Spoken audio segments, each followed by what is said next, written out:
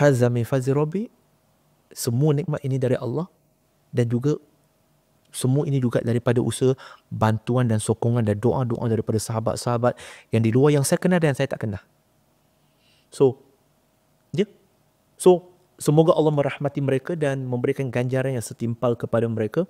Dan bagi saya, that is the best bagi saya. Suatu saya mulakan dari awal tadi, saya kata, bila saya jumpa orang, saya akan tengok orang, saya akan senyum. Macam tadi saya berada di Shah Alam pun, saya tengah buat kerja. Hantar anak pergi playground, saya buat kerja kat luar. Setengah edit buku saya. Ada yang datang, ada yang peluk saya. So, Itu bagi saya adalah satu kepuasan. When someone that you don't know, orang biasa, saya pun orang biasa. Sebab tu saya tak suka dianggap sebagai orang luar biasa. Orang yang pernah travel dengan saya akan tahu, saya jarang demand untuk tolong angkat beg, angkat ni, angkat tu. Tak. I will do myself.